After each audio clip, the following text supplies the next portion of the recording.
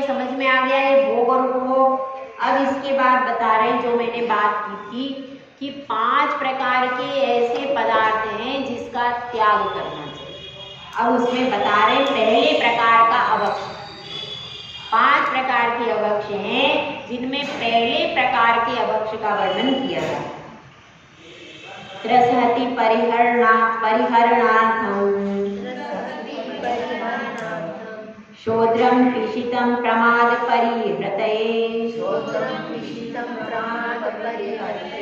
मध्यम च वर्जनीयम जिन चरणों शरणमुपघाते मुख्याते। इसमें बताया गया है त्रसहति परिहरणार्थम। पहला अवक्ष है त्रसघात अवक्ष, जिसके सेवन से द्वेंद्रिय से लेकर के पंचेंद्रिय के जीवों का घात होता है, उसको क्या कहते हैं? त्रसघात अवक्ष। इसमें क्या आता है? मांस। मांस जो है प्रत्यक्ष ही मार्केट में मिल रहा है, बिक रहा है, वह क्या है? त्रसघात अवक्ष। तो वह तो खाने योग्य है ही नहीं, उसको क्या कहते हैं? त्रसघात अवक्ष। और उसमें क्या आता है? उसमें और भी चीजें आती हैं, मधु भी आता है। ठीक है, तो मांस और मधु ही किस में आ जाएंगे? वो शहद में भी बहुत सारे जीवों का घात होता है, समझ आता ना आपने? वो छत्ते को दबा लेते हैं, निचोड़ लेते हैं, अग्नि जलाते हैं, उससे मधुमक्खियों का घात हो जाता है, इसलिए वह भी सेवन योग्य नहीं है। तो कौन सी 2 चीजें आ गई? मांस और मधु, 2 चीजें आ गई। उसके बाद आता है प्रमाद परिहृतये, प्रमाद कारक। दूसरा अवक्ष कौन सा है? प्रमाद कारक अवक्ष। प्रमाद कारक अवक्ष में कौन सी चीजें आती हैं?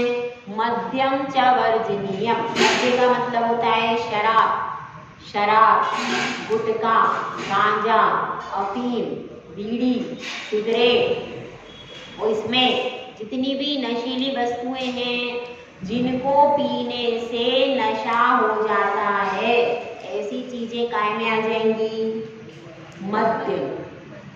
प्रमाद हो जाता है, हमें होश नहीं रहता है क्या करना है क्या कहना है, वैसी चीजें। तो 2 प्रकार का कौन सा हो गया अवक्ष? त्रसघात अवक्ष। ऐसी और भी चीजें हो सकती हैं जिनसे त्रसों का घात होता है, तो वो इसके अंतर्गत आ जाएंगी। दूसरी कौन सी बताई? प्रमाद कारक अवक्ष। तो ये दोनों ही सेवन करने योग्य नहीं है। जिन चरणों शरण मोपियाते, और जिनेंद्र भगवान के चरणों की शरण लेने वाला व्यक्ति जो है वह इन दोनों अवक्ष का क्या कर देता है? त्याग कर देता है। इसका कारण बताया गया। पहले कारण क्या है? इससे बहुत सारे त्रस का घात होता है। और दूसरा क्या है? प्रमाद। जब तक हमारे अंदर प्रमाद रहे, प्रमाद वास्तव में वैसे ही है, प्रमाद मतलब क्या? आलस। प्रमाद की परिभाषा है शुभ क्रियाओं में आलस्य का होना प्रमाद कहलाता है। क्या परिभाषा है? शुभ क्रियाओं में उत्साह का न होना, वो क्या है? अशुभ क्रियाओं में उत्साह नहीं होना वो बढ़िया। कोई गुस्सा आ रहा था, किसी को डांटना है, किसी को गाली देना है, किसी को बुरा कहना है, तो उस समय प्रमाद करो। अभी नहीं दे रहे, बाद में, अभी मूड नहीं है, ठीक है ना? उसमें प्रमाद करना चाहिए। कोई किसी को गलत शब्द बोलना है, किसी का बदला लेना है, किसी को कोर्ट केस करना है, तो उसमें प्रमाद करो, वो काम नहीं करो, उसमें प्रमाद में बैठ जाओ। लेकिन अगर कोई शुभ कार्य करना है, पूजा करना है, अभिषेक करना है, नींद आ रही है, नहीं, उसमें तुरंत करो तो आपका भला हो जाएगा। अगर इसमें प्रमाद करके बैठ गए, अरे सुबह से कौन उठे, कौन अभिषेक करे, कौन प्रवचन सुने, ऐसा यदि प्रमाद करके बैठ गए तो क्या हो जाएगा? तो आपका जीवन कभी भी पवित्र होने वाला। इसलिए इसमें बतला रहे हैं कि प्रमाद भी हमारे लिए हानिकारक है। प्रमाद की हानिकारक है कि नहीं? हानिकारक। अब देखिए, आज बच्चों को सबसे ज़्यादा प्रमाद हानिकारक है, क्योंकि बच्चे क्या करते हैं, सुबह जल्दी उठते नहीं। उठते क्या? आज बच्चे, आपके सबके बच्चे हैं, उनमें से कितने बच्चे सुबह जल्दी उठते हैं? नहीं। उठते हैं और तुरंत तैयार होकर के स्कूल जाते हैं। सुबह उठना भारी पड़ता है कि नहीं बच्चों को? पड़ता है। अच्छा, रात को जल्दी सोना भी भारी पड़ता है कि नहीं पड़ता है? रात को जल्दी सोना भारी पड़ता है और सुबह जल्दी उठना भारी पड़ता है। इसमें कारण क्या है? प्रमाद। ठीक है, इसमें कारण है प्रमाद। प्रमाद के कारण हमारा शुभ क्रियाओं में उत्साह नहीं हो पा रहा। तो खाली त्याग में मुख्य कारण क्या है? प्रमाद भी एक कारण है, जिसके कारण जीव त्याग को नहीं करता। ठीक है, अब इसके बाद बता रहे हैं, दो प्रकार के हो गए अवक्ष, त्रसघात अवक्ष और प्रमाद कारक अवक्ष। दो अवक्ष हो गए। अब तीसरे अवक्ष को बता रहे हैं, अल्प फल बहुविघातान् मूलक मात्राणि श्रृंगवेराणि नवनीत निम्ब कुसुमम् केतक मित्येव महेयम्। अल्प फल बहुविघातान्, फल तो उसका छोटा सा है, लेकिन उसको फल को पाने के लिए बहुत सारा घात होता है। ऐसी चीजें कि जिनका फल कितना सा निकल रहा है? थोड़ा सा, और जीवों का घात बहुत सारा हो रहा है। तो ऐसी जो चीजें हैं वो क्या है? वो कंद है, गाजर है, आलू है, मूली है, प्याज है। इनको अपन जैसे ही निकालते हैं, पूरा पौधा जड़ से उखड़ जाता है और उसको निकालने से नीचे जो गड़ा हुआ था, उन पूरे जीवों का बहुत ज़्यादा घात हो जाता है और उसमें निगोदिया जीव रहते ही रहते हैं। तो फल तो छोटा सा है, लेकिन उसके कारण बहुत सारे जीवों का घात हो रहा है। तो इसलिए वह भी सेवन करने योग्य नहीं है। क्या दिया? मूलक माद्राणी श्रृंगवेराणि। मूलक यानी मूली, मूली है, गाजर है, आलू है, और माद्राणी श्रृंगवेराणि। माद्राणी का अर्थ होता है गीला। आद्र शब्द होता है ना, यहाँ पर आद्र शब्द है। मूलकम निकलेगा और आद्राणी निकलेगा। आद्राणी यानी गीला, श्रृंगवेराणि का अर्थ है अदरक। श्रृंगवेराणि का क्या है अर्थ?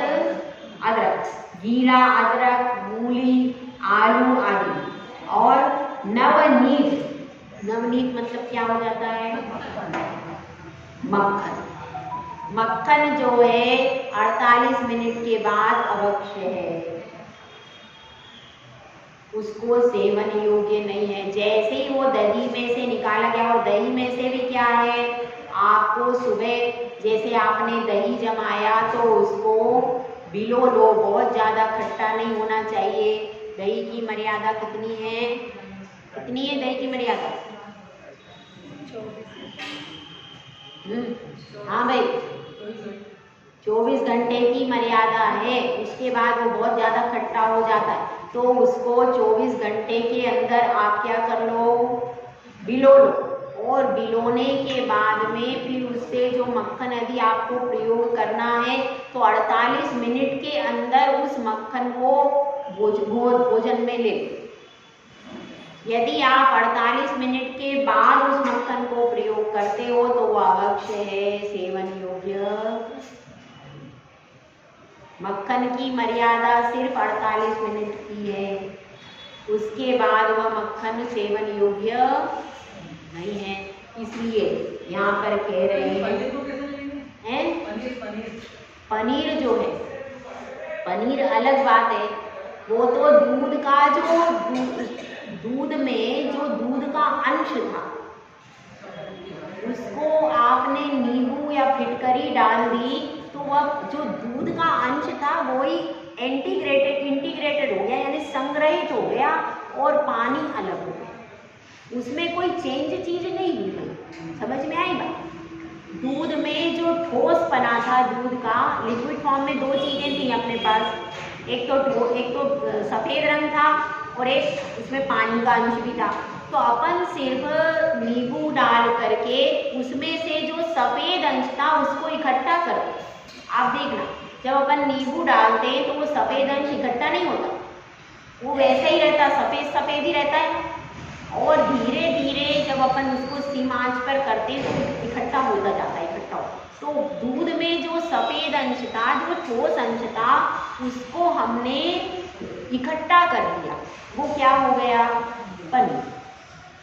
दूध का ही अंश है पनीर, मगर बस अंश रूप में उसको एकत्रित कर लेते हैं और उसमें जो जल का अंश था उसको अपन ने छोड़ दिया। तो वह उस श्रेणी में नहीं आता, वो मक्खन नहीं। मक्खन क्या चीज है? मक्खन तो दही में जो सारी चिकनाई थी, मक्खन बहुत चिकना होता, पनीर इतना चिकना नहीं होता। वो तो मक्खन पूरा चिकनाई जो थी आपने, वह पूरी चिकनाई अलग कर दी और उसमें वो अलग चीज हो जाएगी। इसलिए मक्खन, और मक्खन की मर्यादा सब ग्रंथों में आती है, पनीर की मर्यादा नहीं आती कहीं। मक्खन की मर्यादा आती है तो मक्खन की मर्यादा केवल 48 मिनट की है, उसके बाद आप उसको सेवन नहीं कर सकते। अब इसमें एक चीज और बता दें भैया, दूध की 24 घंटे की है, तो पनीर की भी उतनी है, पर उसमें अगर स्वाद वगैरह बदल जाए और खराब हो जाए तो बात अलग है, और उससे ज़्यादा। और हाँ, एक बात और बता दें, आप इसमें मलाई रखते हो, मलाई की कितनी मर्यादा भैया? मलाई की मर्यादा कितनी है?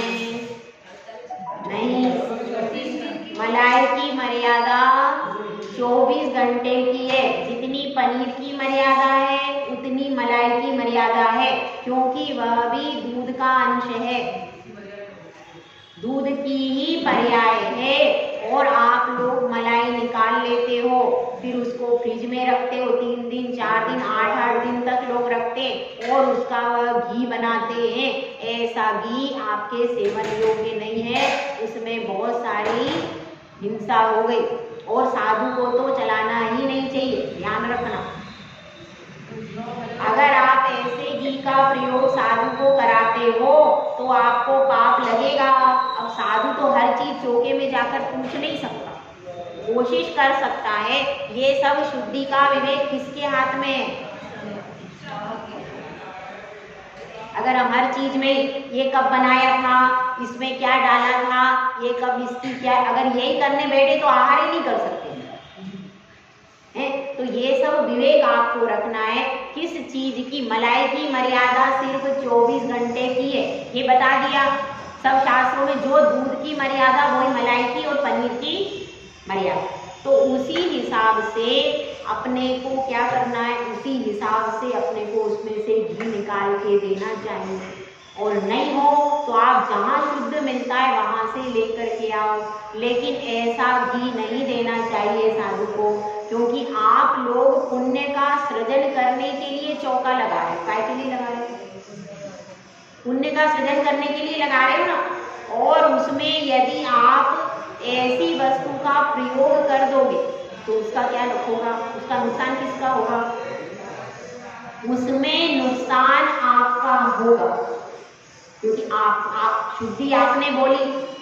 अब शुद्धि बोलने में आपको ध्यान रखना है, और बाकी सब चीजें तो श्रावक शुद्ध प्रयोग कर रहा है, लेकिन घी में शुद्धि का बिल्कुल विवेक नहीं रखता है। इसीलिए बहुत सारे साधुओं ने घी का त्याग भी कर दिया।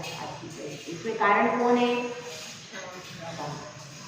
एक आज्ञा सागर महाराज जी, वो तेल ही लेते हैं। ऐसे ही साधु आजकल शुद्ध तेल प्रयोग कर रहे हैं। इसमें गलती किसकी है? आप लोगों की, कि आप शुद्ध वस्तु उनको उपलब्ध नहीं करा पाते, जबकि शुद्ध वस्तु भी मिल रही। अगर आपके पास धन कम है तो आप क्या करो, 4 सब्जी की जगह 1 सब्जी बना दो, 10 फल की जगह 1 फल दे दो, लेकिन कम से कम जहाँ पर मर्यादाओं का ध्यान रखा जाता है वहाँ पर समझौता नहीं हो सकता। आपके पास धन कम है तो शुद्ध आप थोड़ा सा उपलब्ध करा दो, आप तली हुई वस्तुएं मत बनाओ, सही है कि नहीं? अगर आपको शुद्ध थोड़ा भी उपलब्ध होता है तो उस शुद्ध के द्वारा ही आपको पूर्ति करनी है। समझ में आ रहा है? तो इसलिए ध्यान रखना है कि हमको घी या तो हमारा भी है तो रोज का, और वो उसमें दूध भी कौन सा आना चाहिए? शुद्ध दूध आना चाहिए उसमें, शुद्ध दूध का ही आपको घी निकालना चाहिए, ये भी ध्यान रखना। नहीं तो हम दूध लाए थे कौन सा? डेयरी का दूध लेकर के आए और उस डेयरी का दूध कब उसने निकाला था? उसका 48 मिनट के ऊपर हो गए उसकी मर्यादा, अब वो दूध ही अबक्ष हो गया और उसको ला करके अपन ने गर्म किया और उसका घी बनाया तो वो सेवन योग्य नहीं है।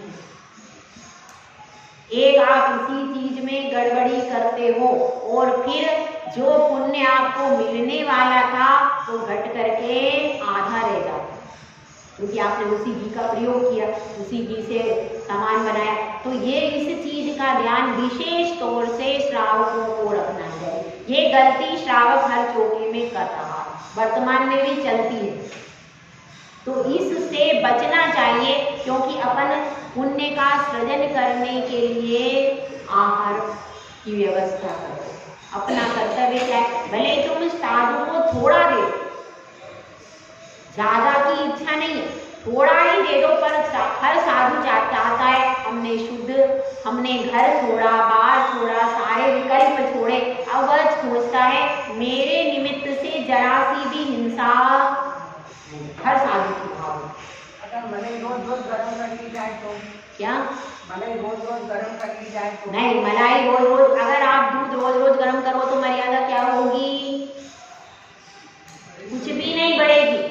एक बार आपने दूध निकाला, उसको गर्म किया, उसकी उबाल लिया, उबलता ही है दूध, उसकी 24 घंटे की मर्यादा हो। अब वह मर्यादा बढ़ती नहीं है। जिस तरह से पानी है, पानी को एक बार आपने उबाल लिया, अब उसकी मर्यादा 24 घंटे की रहेगी, उसकी मर्यादा फिर बढ़ती नहीं है कि आप ये सोचो कि अगले दिन फिर से उबाल लेंगे, ऐसा नहीं होता। होता है क्या? नहीं। काय को पानी को भी 24 घंटे बाद ही यूज करते हैं, गरम करते हो तो रक्त की संज्ञा दी, मतलब वो जो सेवन करने योग्य नहीं है वो, अब उसको इतनी मर्यादा, जो देखो मर्यादाएं जो शास्त्रों में बताई हैं, जो अपने पहले के आचार्यों द्वारा प्रयोग की जा रही हैं, वही मर्यादाएं, अपन अपना कुछ नहीं बना रहे हैं। आज ज्ञानमती माता जी हैं, वर्धमान सागर महाराज जी, आचार्य सन्मति सागर महाराज जी, जो उन्होंने पालन की, क्योंकि मर्यादाओं का विवरण शास्त्रों में नहीं है बेटा, शास्त्रों में ये मर्यादा का बहुत ज्यादा वर्णन नहीं मिल रहा। तो क्या करना चाहिए? जो हमारे पूर्व के आचार्य जो पालन करवाते थे श्रावकों से, वही अपने लिए अनुकरणीय है कि नहीं?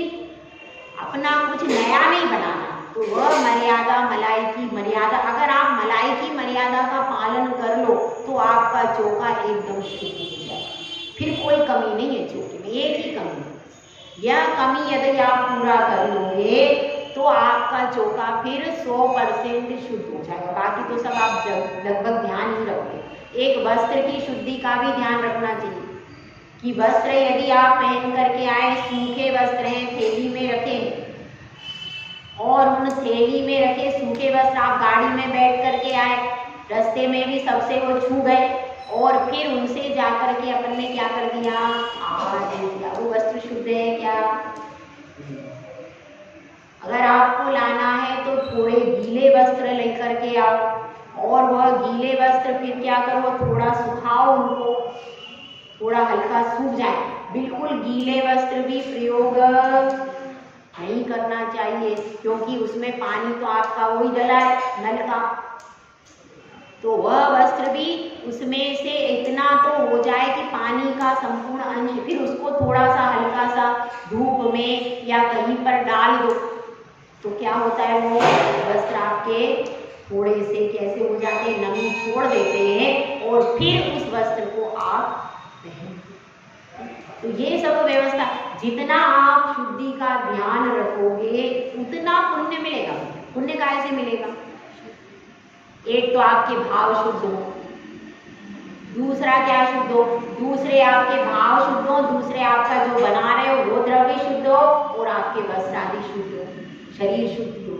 ये सब चीजें शुद्ध होती हैं, तो जितनी जितनी जो शुद्धि होती है उससे बनती। आपने बहुत सारा बना लिया, 15 प्रकार के पकवान बनाए, 15 प्रकार के मीठे, 10 प्रकार के नमकीन ढेर भर के बना लिए, उससे क्या पाप पुण्य लगता है क्या? उससे पुण्य नहीं लगता। आप ऐसा सोचते हो, अरे चोखा में मजा ही नहीं आया, 10 प्रकार की आइटम बनती तब मजा आता। वो आपका क्या है, वो तो आपका अति करना। और इसको देख देख करके और बाहर के लोग चोखा लगाना बंद कर देते कि हम तो इतना सारा बना ही नहीं पाएंगे। तो इसलिए क्या करना चाहिए, जो आप भोजन करते हो नॉर्मल वही बनाना चाहिए। थोड़ा बनाओ, लेकिन देखो एक साधु घर बार का त्याग करके और आपके घर में आ रहा है आहार के लिए, तो आप जितना शुद्ध दोगे उससे उसका मन शुद्ध रहेगा। अगर आप शुद्ध भोजन दोगे तो क्या होगा, उसका मन शुद्ध रहेगा, वो ज़्यादा स्वाध्याय करेगा, ज़्यादा सामायिक करेगा, और आपको पुण्य भी उसका 6% अच्छी क्वालिटी वाला मिलेगा।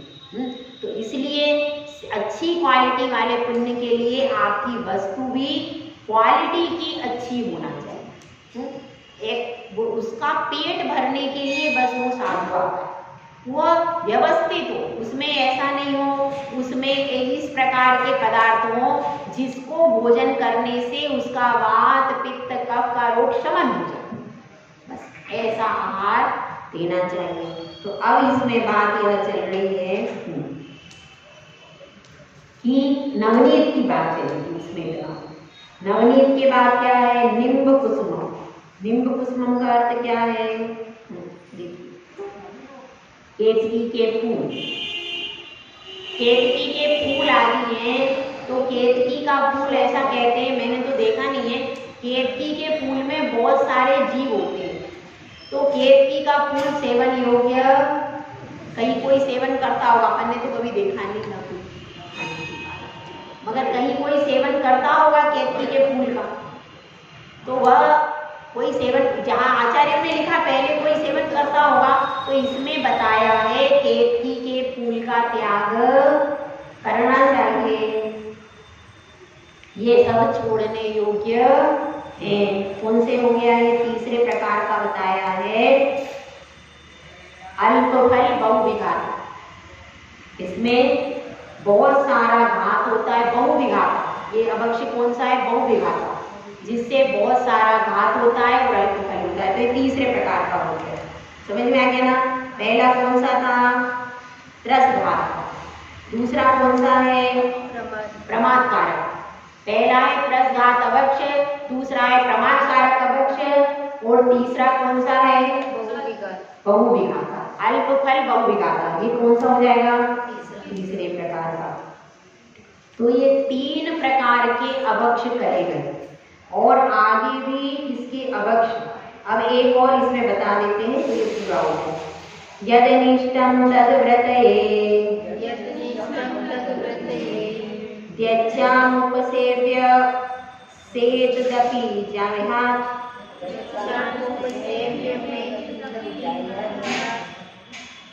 अभिसन्धिकृता विरतिर् विषयायोग्यात् व्रतं भवति। यदनिष्टं तद्व्रतये, वह कैसा है, अनिष्ट है। अनिष्ट क्यों है, हमारे लिए, शरीर के लिए अनिष्ट है, तद्व्रत है, उसको छोड़ना चाहिए, और अनुपसेव्य भी है। एक पहला कौन सा हो गया, अनिष्ट कारक और अनिष्ट कारक अभक्ष्य, और दूसरा कौन सा उसके बाद अनुपसेव्य अभक्ष्य। हो गए 5 पूरे।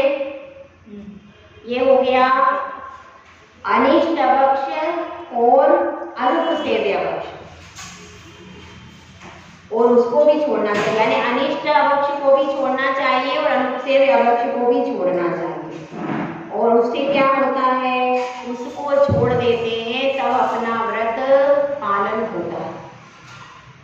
अनिष्ट भक्ष्य कैसा होता है, किसी को बुखार आया है, सेवन के योग्य तो है पर वर्तमान परिस्थिति की अपेक्षा अनिष्ट है। जैसे बहुत तेज किसी को बुखार है और आप उसको बहुत सारी दूध घी की मिठाई खिला दो, क्या होगा,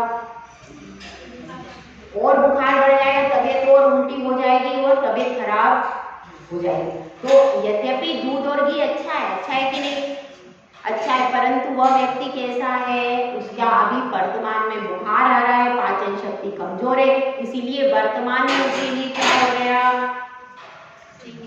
अनिष्ट। अब किसी को डायबिटीज है, शुगर की बीमारी है और वो बहुत सारा मीठा खा ले, लड्डू पेड़ा आदि शुद्ध खा रहा है, लेकिन क्या खा रहा है, लड्डू पेड़ा बहुत सारी शुगर के पदार्थ जो हैं वो उसने खा लिए, तो उसके लिए योग्य है, उसके लिए अनिष्ट हो जाए। लेकिन एक व्यक्ति है, उसको लो ब्लड प्रेशर है और उसने अगर बहुत सारा मीठा खा भी लिया तो उसको नुकसान, तो वह वस्तु शुद्ध तो है। वस्तु कैसी है, शुद्ध।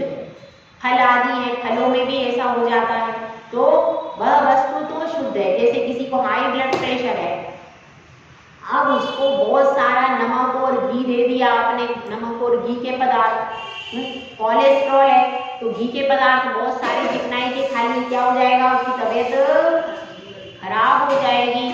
तो किसी रोग की उपस्थिति होने पर, अथवा ऐसा भी होता है कि किसी के विकार बढ़ जाते हैं किसी वस्तु के सेवन से। मेवा है, मेवा का ज्यादा सेवन करने से वह पचती नहीं है और विकार का कारण बन जाती है, तो उससे व्यक्ति का मन चंचल होता है और मन विकारग्रस्त होता है। तो ऐसी वस्तु भी अनिष्ट में आए। जिन वस्तुओं को लेने से हमारी अभिरुचि विकारों में चली जाती है, शरीर बिगड़ जाता है, वह क्या वस्तुएं हैं, अनिष्ट है। रोग के कारण अथवा शरीर में विकार का कारण जो वस्तुएं बनती हैं वो क्या है, अनिष्ट। उसके बाद बताया अनुपसेव। अनुपसेव में क्या आता है, ऐसी वस्तुएं जो कि लौकिक जगत में सेवन करने योग्य नहीं है, राजपुरुषों के द्वारा, आर्य पुरुषों के द्वारा, सभ्य समाज के द्वारा सेवन करने योग्य नहीं। जैसे कि देखिए गोमूत्र, अन्य संप्रदायों में उसका प्रयोग किया जाता है कि दवाइयों में भी डलता है, उसको अमृत माना गया, उनके यहाँ पंचामृत में भी डालते हैं लोग, ऐसा हो तो वह सेवन करने योग्य नहीं है, अनुपसेव्य है गोमूत्र। उसके अलावा गाय का सींग होता है, सींग की भी भस्म बनती है, सींग को भी जला करके दवाइयाँ बनाई जाती है। तो ऐसी दवाइयाँ जिनमें सींग का प्रयोग हो रहा है, क्योंकि वह पशु का अवयव है, सेवन करने योग्य नहीं है। सींग है, हाथी दांत के लिए भी चीजें बनती हैं, हाथी दांत को भी पीस करके उसका भी कहीं प्रयोग किया जाता है। तो हाथी दांत है। शंख भस्म, शंख भस्म मतलब 2 इंद्रिय जीव को उसका मरा हुआ कलेवर है शंख, वह शंख भस्म सेवन करने योग्य नहीं है, अनुपसेव्य है। और लार है, मलमूत्र है, इन चीजों से बनी हुई जो वस्तुएं, गोबर से भी कर लोग प्रयोग करते हैं, गोबर के प्रयोग की जो वस्तुएं हैं। और चमड़े में पहले हींग रखी जाती थी। और क्या है इसके अलावा, चांदी का वर्क सेवन करने योग्य नहीं भैया। चांदी के वर्क को जब उसको कूटा जाता है तो चमड़े में रखकर कूटा जाता है। वह पतली झिल्ली कैसे बनती है, उसको बनाने के लिए चमड़े का रखा जाता है, तो उससे वह चांदी का वर्क काय पे लगता है, मिठाइयों पे लगता है ना। अब की मिठाइयों पे देखा होगा आपने, ये इसमें मावे की मिठाई पे लगता है और रसगुल्ले आदि पे देखा होगा, हमने तो उस पर ही देखा, आप जो लगता हो तो उसमें मावे की मिठाइयों पे चांदी का वर्क लगता है, तो वह चांदी का वर्क सेवन करने योग्य नहीं। यदि आप मिठाई लेने भी जाते हो तो उनको कह देना हमको चांदी के बर्फ वाली मिठाई मत देना, वह सेवन करने योग्य नहीं। चमड़े की वस्तुओं में रखा हुआ कोई भी पदार्थ है, पहले हींग तो नहीं खाते थे पहले साधु, हींग तो शुद्ध है, परंतु पहले चमड़े में रखी जाती थी, इसलिए चमड़े का स्पर्श जिनसे हो गया है ऐसी वस्तुएं ऐसी क्या कहलाएंगी? क्या? पहले जो हींग होती थी उसको चमड़े के उसमें रखा जाता था। क्यों रखा जाता था मुझे पता नहीं, पहले की बात है, इसीलिए साधु लोग नहीं लेते। आज तक लोग हींगड़े का प्रयोग करते हैं, रखते थे ना पहले। हाँ तो गीला आता था, कुछ कारण होता था तो उसको चमड़े में रखते थे, इसके कारण साधु आज तक नहीं लेते। अब तो शायद चमड़े में नहीं रखते। हाँ